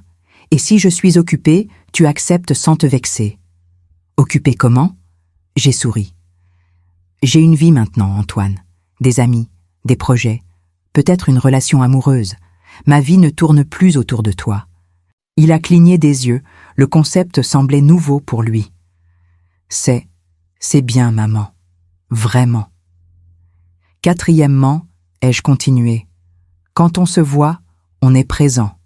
Pas de téléphone constamment. Des vraies conversations. Tu me poses des questions sur ma vie. Je pose des questions sur la tienne. Je peux faire ça. Et finalement, j'ai pris sa main à travers la table. Tu dois comprendre que je ne serai plus jamais cette mère qui se sacrifie au détriment d'elle-même. J'ai passé 36 ans à vivre pour toi. Maintenant, je vis aussi pour moi. Antoine a serré ma main. Maman, je ne veux pas que tu vives pour moi. Je veux juste faire partie de ta vie. Pas en être le centre, juste y avoir une place. Tu auras toujours une place, ai-je dit doucement. Mais c'est une place parmi d'autres maintenant, plus la seule. C'est juste. Nous avons fini nos boissons en parlant, vraiment parlant. De son travail, stressant, mais il réalisait qu'il devait peut-être chercher mieux. De sa relation avec Amélie, tendue depuis mon retour, de mes projets, l'appartement à Montmartre, Henri-Pierre, peut-être reprendre des cours de littérature à la Sorbonne. Des cours? A-t-il dit, impressionné. À ton âge? J'ai ri. À mon âge, Antoine, je peux faire ce que je veux. C'est ça la liberté. En partant, il m'a embrassé. Pas une bise formelle, mais un vrai câlin. Je t'aime, maman, et je vais te le prouver. Pas avec des mots, avec des actions. J'attends de voir, ai-je dit, mais avec un sourire. Le mercredi est arrivé. Mon rendez-vous avec Henri-Pierre. J'ai passé des heures à me préparer. Pas par vanité, mais par excitation. J'ai mis ma robe rouge du croisière, celle qui me faisait me sentir belle.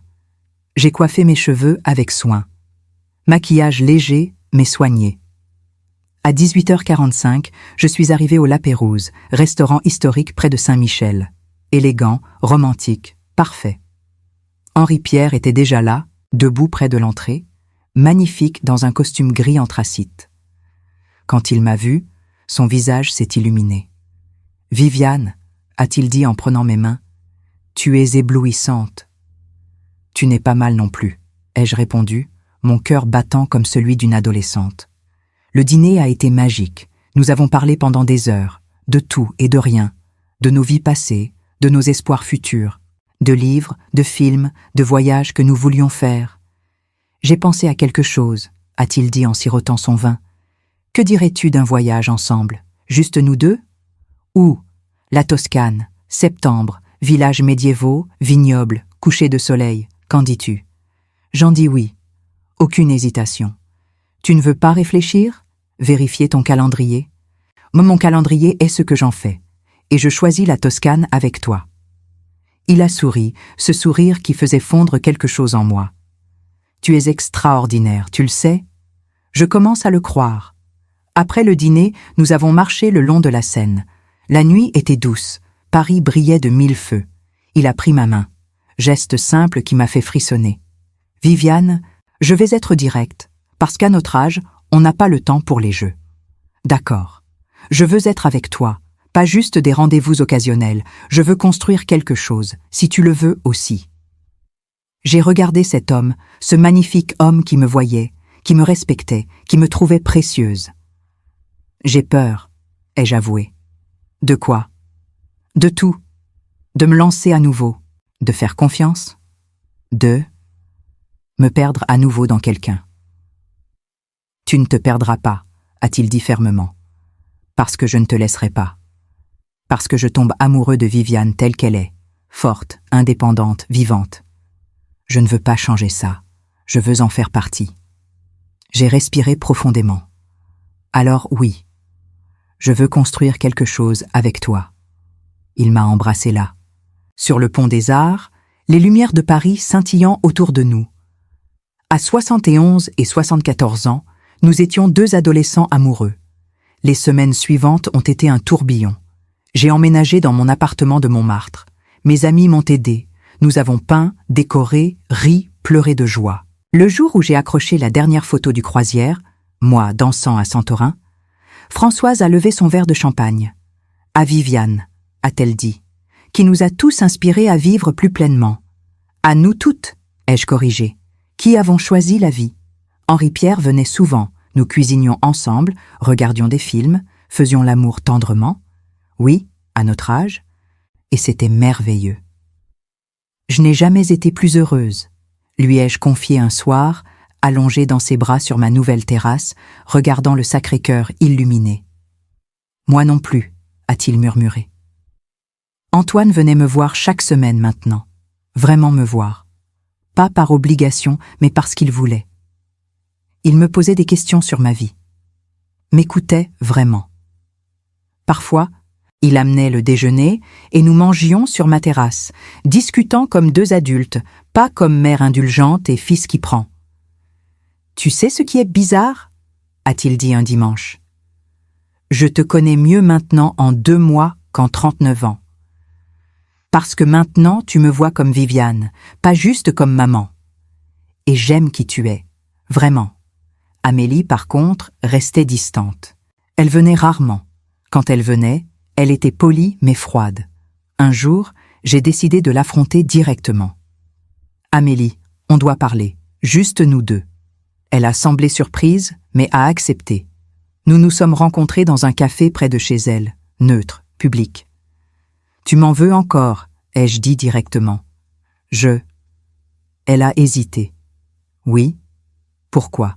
Parce que vous nous avez punis pour avoir été honnêtes. J'ai juste dit la vérité. » Quelle vérité? Que j'étais trop vieille.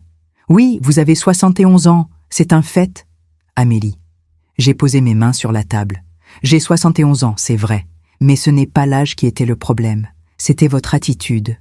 Quelle attitude? Celle qui dit que l'âge me rend moins capable, moins valable. Un fardeau. Elle a ouvert la bouche pour protester. « Laisse-moi finir, » ai-je dit fermement. « Tu m'as réduite à un numéro. Tu n'as jamais demandé si j'étais en forme, si je voulais vraiment venir. Tu as juste décidé que 71 égalait trop vieille. Mais j'ai fait de la plongée avec tuba. J'ai grimpé 400 marches. J'ai dansé jusqu'à l'aube. J'ai vécu plus intensément en 28 jours que vous en 1 an. » Elle était silencieuse. « Alors non, Amélie, je ne vous ai pas puni pour être honnête. Je vous ai puni pour être irrespectueux. » Long silence. « Je n'avais jamais pensé à ça comme ça, » a-t-elle finalement murmuré. « Je sais, c'est le problème. Vous ne pensiez pas du tout. » Elle a baissé les yeux. « Est-ce que vous pouvez me pardonner ?» Je l'ai déjà fait. Elle a levé les yeux, surprise. « Vraiment ? Oui, mais pardonner ne signifie pas accepter. Je vous ai pardonné. Mais les changements restent, les conséquences restent. Parce qu'on doit apprendre. » Exactement. Elle a hoché la tête lentement. Vous avez raison sur tout, et je suis désolée, vraiment désolée. Je l'accepte. Est-ce qu'on peut recommencer, différemment? J'ai souri. On peut essayer. 3 mois après mon retour, j'ai organisé un dîner dans mon nouvel appartement. J'ai invité Antoine et Amélie et Henri-Pierre. C'était important qu'ils se rencontrent officiellement. Antoine est arrivé avec des fleurs, Amélie avec du vin.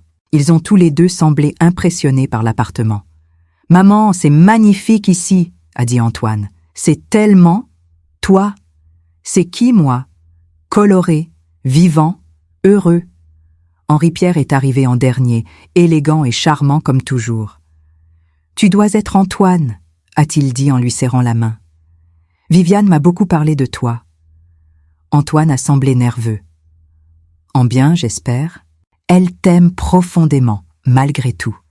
Malgré tout, a répété Antoine avec un sourire triste. C'est généreux. Le dîner a été agréable, mieux qu'agréable. Bon, nous avons ri, parlé. Henri-Pierre a raconté des histoires d'architecture qui ont fasciné Antoine. Amélie, à ma surprise, s'est lentement détendue. À un moment, Antoine a levé son verre.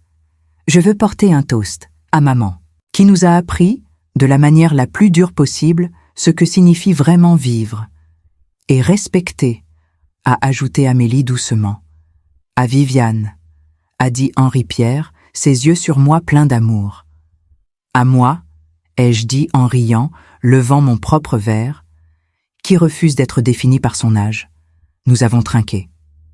Plus tard, alors que Henri-Pierre m'aidait à ranger la cuisine, il m'a pris dans ses bras. « Tu as réussi », a-t-il murmuré. « Réussi quoi ?»« À leur enseigner, sans les détruire. Tu leur as donné une leçon tout en gardant la porte ouverte pour l'amour. C'était le but. Tu es sage, Viviane Dumas. Je suis juste une femme qui a décidé de ne plus être invisible. » Il m'a embrassé tendrement. « Tu ne seras plus jamais invisible, je te le promets. » 6 mois après mon retour du croisière, ma vie avait complètement changé. Je me suis inscrite à des cours de littérature comparés à la Sorbonne, pas pour un diplôme, juste pour le plaisir d'apprendre. Le professeur, une femme de 45 ans brillante, m'a dit après le premier cours « Madame Dumas, votre perspective est rafraîchissante. Vous devriez participer plus. » J'ai rejoint un club de randonnée pour seniors actifs. Nous faisions des excursions chaque week-end, parfois 15 km dans les forêts autour de Paris. J'étais souvent la plus âgée du groupe, mais rarement la plus fatiguée. J'ai commencé à prendre des cours de céramique avec Claude. Mes premiers bols étaient affreux, mais peu importait. C'était le processus qui comptait. Créer quelque chose avec mes mains, être présente dans l'instant. Et Henri-Pierre. Henri-Pierre était devenu une partie essentielle de ma vie. Nous ne vivions pas ensemble.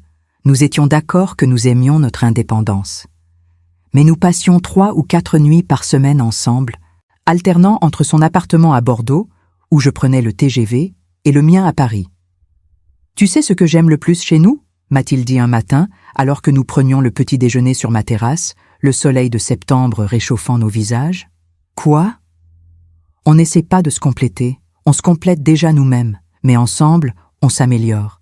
« C'est philosophique pour un mardi matin, » ai-je taquiné. « C'est vrai pourtant, tu n'as pas besoin de moi pour être entière, mais tu me choisis quand même. C'est puissant. » Il avait raison. Je n'avais pas besoin de lui. Je le voulais, et c'était une différence énorme. Antoine et moi nous voyons régulièrement maintenant. Vraiment nous voyons. Pas des dîners obligatoires, mais des moments choisis. Il m'invitait à des expositions d'art. Je l'invitais à des concerts. Nous allions marcher ensemble le dimanche matin, discutant de tout. Sa carrière, il avait changé d'emploi pour quelque chose de moins stressant et mieux payé. Sa relation avec Amélie, en amélioration lente, mes aventures, toujours amusées. « Maman, m'a-t-il dit lors d'une de ses promenades dans le jardin du Luxembourg, je veux que tu saches quelque chose. »« Quoi ? » ?»« Tu es mon héros. » J'ai ri. « Ne sois pas dramatique. »« Je suis sérieux. » Il s'est arrêté, m'a regardé dans les yeux. « À 71 ans, tu as complètement réinventé ta vie. Tu as eu le courage de dire « non » à ton propre fils, de te mettre en premier, de vivre comme tu voulais. C'était nécessaire. Peut-être, mais c'était aussi courageux, et ça m'a inspiré. Inspiré comment ? J'ai commencé à faire de la thérapie. J'ai été surprise. Vraiment ?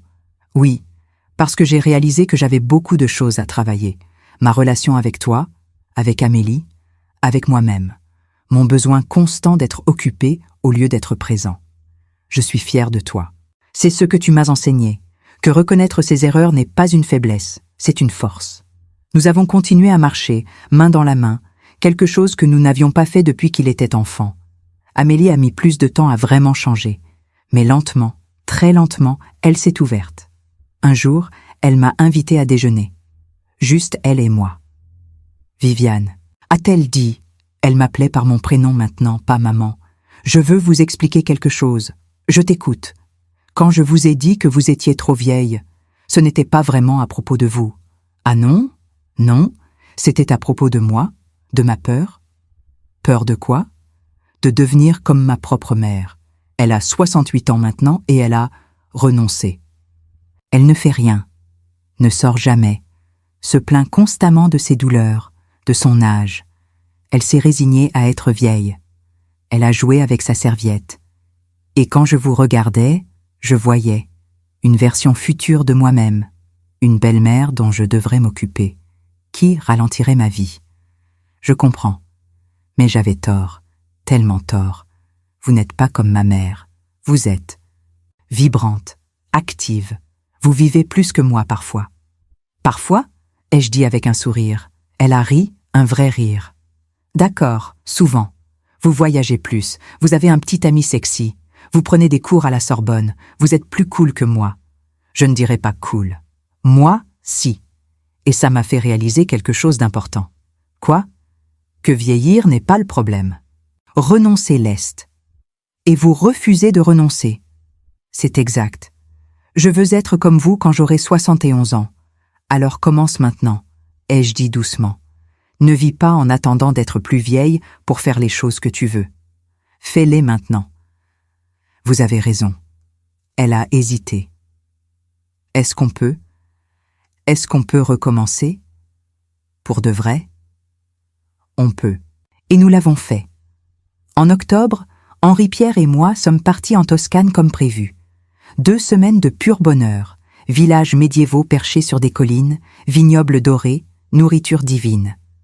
Un soir, assis sur la terrasse de notre agriturismo, regardant le soleil couchant teinter les cyprès d'or, il m'a pris la main. « Viviane, j'ai quelque chose à te demander. » Mon cœur s'est accéléré. « Quoi ? Je ne vais pas te demander de m'épouser. Nous sommes trop vieux pour ces formalités et nous aimons notre indépendance. » Alors quoi ? Mais je veux te demander de construire une vie avec moi. Pas de vivre ensemble constamment, mais de faire de nous une priorité, de planifier des voyages ensemble, de vieillir ensemble, mais chacun restant soi-même. J'ai souri, ému. Tu veux être mon partenaire de vie sans les contraintes traditionnelles? Exactement. Partenaire, égaux, libre, mais engagé. Oui, ai-je dit sans hésitation. 100 fois oui. Il m'a embrassé alors que le soleil disparaissait derrière les collines. Nous avons fait l'amour cette nuit-là avec une tendresse qui m'a fait pleurer. Pas de tristesse, mais de pure joie d'être vivante, d'être vue, d'être aimée exactement comme j'étais. À notre retour, j'ai organisé une grande fête dans mon appartement. J'ai invité Antoine et Amélie, mes 3 amis du croisière et leur nouveau partenaire. Oui, Françoise avait rencontré quelqu'un aussi. Mes camarades de classe de la Sorbonne, mon professeur de céramique, des voisins que j'avais appris à connaître. Mon petit appartement était bondé, rempli de rires, de musique, de vie. À un moment, je me suis tenue sur ma terrasse, regardant tous ces gens qui remplissaient ma nouvelle vie. Antoine est venu me rejoindre. « Bonne fête, maman ?» « La meilleure. Tu as l'air heureuse, vraiment heureuse. »« Je le suis. Je suis désolée qu'il t'ait fallu tout ça pour l'être, si j'avais été un meilleur fils. »« Stop !» J'ai posé ma main sur son bras. « Pas de regret. On ne peut pas changer le passé. On peut seulement construire un meilleur futur. »« Tu me pardonnes vraiment ? Je t'ai déjà dit que oui, et je le pense. Mais tu ne m'oublieras pas ce qui s'est passé. Non, parce que ça m'a changé. Ça nous a tous changés, et je ne veux pas oublier la leçon. Quelle leçon, exactement ? J'ai réfléchi, que le respect n'est pas automatique, même entre parents et enfants, qu'il doit être gagné et maintenu, que l'amour sans respect est vide, et que les conséquences ne sont pas des punitions, ce sont des enseignements. Antoine a hoché la tête. Je l'enseigne maintenant à mes collègues. Tu sais, pas l'histoire complète, mais le principe, que les gens méritent le respect, peu importe leur âge. Bien ? Henri-Pierre nous a rejoints, m'a passé un bras autour de la taille. Tout va bien ici ? Parfaitement bien, ai-je dit en m'appuyant contre lui. Antoine nous a regardés avec un sourire. Vous êtes beaux, ensemble. Merci, mon fils. Et maman ? Merci. Pourquoi ? Pour ne pas avoir abandonné sur moi. Tu aurais pu, après tout ce que j'ai fait, tu aurais pu me couper complètement de ta vie. Jamais, ai-je dit fermement. Tu es mon fils. Je t'aimerai toujours. Mais maintenant, je t'aime d'une manière plus saine, pour nous deux. Il m'a embrassé sur la joue et est retourné à l'intérieur où Amélie l'attendait. Henri-Pierre m'a serré plus fort. Tu as fait quelque chose de remarquable, tu sais. Quoi ? Tu leur as enseigné sans les détruire. Tu as posé des limites sans fermer la porte. C'est un équilibre difficile. Je les aime, mais je m'aime aussi maintenant. C'est la différence. Et tu es magnifique. Nous sommes restés là, regardant Paris briller sous nous, la musique et les rires venant de l'appartement derrière nous. À 71 ans, j'avais enfin trouvé ce que je cherchais toute ma vie. Pas dans un homme, pas dans mon fils, pas dans des possessions ou du prestige, mais en moi-même. 1 an après mon retour du croisière, j'ai reçu un coup de téléphone d'une productrice de radio française. « Madame Dumas, je m'appelle Sophie Laurent, de France Inter. Nous préparons une série sur les femmes qui réinventent leur vie après 60 ans. Votre nom nous a été donné par une de vos amies du croisière, Jacqueline Moreau. Accepteriez-vous d'être interviewée ?» J'ai hésité. Raconter mon histoire publiquement? Je ne sais pas si... Votre histoire est inspirante, madame. Pas juste pour les femmes âgées, mais pour tout le monde. Il s'agit de limites, de respect de soi, de refuser d'être défini par les attentes des autres. Laissez-moi réfléchir. J'en ai parlé à Henri Pierre ce soir-là. Qu'en penses-tu? C'est trop... exposé? Je pense, a-t-il dit pensivement, que ton histoire pourrait aider des milliers de personnes. Des femmes qui se sentent invisibles, des enfants adultes qui prennent leurs parents pour acquis, des gens qui pensent que la vie s'arrête à 70 ans. Mais Antoine, Amélie, ils seront exposés aussi. As-tu demandé leur permission? Bonne question. Le lendemain, j'ai invité Antoine à déjeuner. J'ai quelque chose à te demander, ai-je dit après lui avoir expliqué l'opportunité de la radio. Il était pâle. Tu vas raconter. Tout? Si je le fais, oui, pas pour t'humilier, mais parce que l'histoire n'a de sens que complète. Long silence. Tu as le droit de refuser, ai-je ajouté. C'est aussi ton histoire. Il a réfléchi longuement, jouant avec sa tasse de café. Non, a-t-il finalement dit. Ne refuse pas à cause de moi. Tu es sûr? Oui, parce que j'ai honte de comment je t'ai traité. Mais je suis aussi fière de comment tu as réagi. Et si notre histoire peut aider d'autres gens à ne pas faire les mêmes erreurs que moi. Sa voix s'est cassée. Alors, raconte-la. Même si ça te met dans une mauvaise lumière. Surtout si ça me met dans une mauvaise lumière. Parce que c'était vrai, et j'ai changé depuis. Quelqu'un qui écoute ton histoire et se reconnaît dans mon comportement. Peut-être qu'ils changeront aussi. J'ai pris sa main. Tu es devenu un homme bien, Antoine. Grâce à toi, ou plutôt grâce à ta leçon douloureuse. L'interview a eu lieu 2 semaines plus tard, dans les studios de France Inter. Sophie Laurent était une intervieweuse douée. Elle posait des questions directes, mais empathiques. Madame Dumas, racontez-nous ce moment où tout a basculé. J'ai pris une profonde respiration et j'ai raconté. Tout. Les mots d'Amélie, le silence d'Antoine, ma décision, le croisière, les changements que j'avais imposés, la confrontation, la lente reconstruction. Ce que vous avez fait, certains pourraient l'appeler de la vengeance, a dit Sophie. Ce n'était pas de la vengeance, ai-je répondu fermement. La vengeance aurait été de les couper complètement, de leur faire du mal pour le plaisir. Ce n'était pas ça. Alors c'était quoi? C'était une leçon. Une leçon sur le respect. Sur la valeur des personnes au-delà de leur utilité. Sur le fait que les actions ont des conséquences. Votre fils vous a-t-il pardonné? Il n'avait rien à me pardonner. C'est moi qui ai dû lui pardonner. Et je l'ai fait. Mais vous n'avez pas oublié? Non, et je ne voulais pas. Parce qu'oublier aurait signifié revenir aux anciens patterns, et je refuse. Qu'avez-vous appris de tout cela? J'ai réfléchi avant de répondre. J'ai appris que l'âge n'est qu'un nombre, que 71 ans ne signifie pas impotent, inutile ou invisible. J'ai appris que se mettre soi-même en premier n'est pas de l'égoïsme, c'est de l'autopréservation. J'ai appris que l'amour sans limite n'est pas vraiment de l'amour, c'est de l'ennablement. Et j'ai appris que c'est jamais trop tard pour vivre vraiment. Quel message avez-vous pour les femmes qui vous écoutent? Ne laissez personne, pas même votre propre famille, vous rendre invisible. Vous avez de la valeur, à 50, 60, 70, 80 ans et au-delà. Vous méritez le respect. Vous méritez de vivre pleinement. Et si les gens dans votre vie ne voient pas ça, enseignez-leur. Avec amour, mais avec fermeté. Et pour les enfants adultes? Vos parents ne sont pas des ressources infinies. Ils sont des êtres humains avec des besoins, des désirs, des limites. Traitez-les avec le même respect que vous voudriez être traités. Appelez-les non pas par obligation, mais par amour. Et réalisez que leur soutien, émotionnel ou financier, n'est pas un droit. C'est un cadeau. Honorez-le. L'émission a été diffusée un jeudi soir.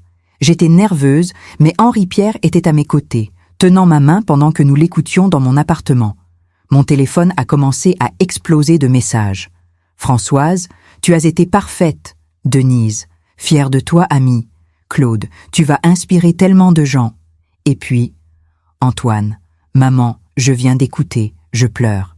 Tu as été honnête et gentille même en parlant de mes erreurs. Je t'aime tellement. » Amélie, « Merci de ne pas nous avoir détruits, même si vous en aviez le droit. Vous êtes meilleurs que nous le méritions. » Dans les jours suivants, France Inter a été inondée de réactions. Des centaines de femmes de plus de 60 ans écrivant qu'elles se sentaient vues. Des enfants adultes écrivant qu'ils réalisaient comment ils traitaient leurs parents. Des personnes de tous âges remerciant pour le message de courage. Sophie m'a rappelé. « Viviane, c'est un des épisodes les plus écoutés et partagés de l'année. Les gens veulent plus. Accepteriez-vous d'écrire un livre ? Un livre, sur ma vie, sur ma réinvention. Je dois y penser. Mais plus j'y pensais, plus l'idée me plaisait. J'ai commencé à écrire.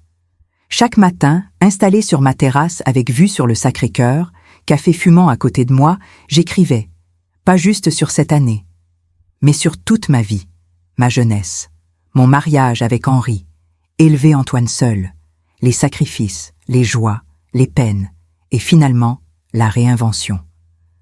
Henri-Pierre lisait chaque chapitre, me donnait son avis. « Tu es une écrivaine née, disait-il. Je suis juste une femme qui a des choses à dire. » C'est la même chose. 6 mois plus tard, trop vieille, jamais, un manifeste pour vivre pleinement à tout âge était publié. Le livre est devenu un best-seller. J'ai été invitée à des salons du livre, des conférences, des émissions de télévision. Partout, des femmes venaient me voir, certaines en pleurs. « Vous m'avez sauvée », disait une femme de 68 ans. « Je pensais que ma vie était finie. Maintenant, je comprends qu'elle peut commencer. Grâce à vous, j'ai confronté mes enfants sur comment ils me traitaient, disait une autre de 75 ans. Notre relation est meilleure maintenant. Mon fils m'a offert votre livre, disait un homme de 40 ans. Il m'a fait réaliser que je traitais ma mère exactement comme Antoine vous traitait. J'ai changé. Ces rencontres me remplissèrent d'émotions. Mon histoire, ma douleur transformée en leçon, aidait vraiment les gens. 1 an et demi après mon croisière transformateur, j'étais invitée à donner une conférence TEDx à Paris. Le thème « L'âge n'est pas une limite, c'est une libération ». Le jour de la conférence, j'étais nerveuse. Parler devant des centaines de personnes, filmer, diffuser mondialement. Antoine et Amélie étaient dans le public, Henri-Pierre au premier rang, mes 3 amis également. Je suis montée sur scène dans ma robe rouge, celle du croisière, celle qui symbolisait ma renaissance. Bonjour, je m'appelle Viviane Dumas, j'ai 72 ans. Et il y a 2 ans, ma belle-fille m'a dit « Elle est trop vieille, elle va donner trop de travail ». Pause dramatique. Ces mots ont changé ma vie, mais pas comme elle l'imaginait. J'ai raconté mon histoire en 18 minutes, condensée, puissante, honnête. Alors voici ce que je veux que vous reteniez, ai-je conclu. L'âge ne vous définit pas. Votre peur le fait. Votre résignation le fait. Votre acceptation des limitations que d'autres vous imposent le fait. À 72 ans, j'ai un petit ami que j'adore. Je voyage le monde. Je prends des cours universitaires. Je fais de la randonnée. J'écris des livres. Je vis. Pas malgré mon âge, simplement, parce que vivre n'a pas de date d'expiration. Et si quelqu'un vous dit que vous êtes trop vieux pour quelque chose, souriez. Puis prouvez-leur qu'ils ont tort. Standing ovation. Dans le public, Antoine pleurait ouvertement. Amélie applaudissait, les yeux brillants. Henri-Pierre me regardait avec cet amour qui me faisait toujours fondre. Après la conférence, pendant que je signais des livres, une jeune femme d'environ 30 ans s'est approchée. « Madame Dumas, je voulais juste dire. Mon père a 70 ans. Après avoir lu votre livre, j'ai réalisé comment je le traitais. Comme un fardeau potentiel, pas comme une personne. J'ai changé. Nous sommes plus proches maintenant que jamais. C'est tout ce que j'espérais, ai-je dit sincèrement. Ce soir-là, chez moi, entouré de tous ceux que j'aimais, j'ai levé mon verre. À la vie, ai-je dit, à tous les âges, sans limite. À toi, maman, a dit Antoine, qui nous a tous appris à vivre mieux. À Viviane, a dit Henri-Pierre, la femme la plus extraordinaire que je connaisse. À nous, ont dit mes amis vainqueurs, qui avons refusé d'être invisibles. Nous avons trinqué. Plus tard, seule sur ma terrasse sous les étoiles, j'ai pensé à tout le chemin parcouru. Il y a 2 ans, j'étais une femme invisible, prise pour acquise, réduite à son âge. Aujourd'hui, j'étais une femme vivante, vue, respectée, aimée, mais surtout, je m'aimais moi-même. Mon téléphone a vibré. Un email de ma maison d'édition.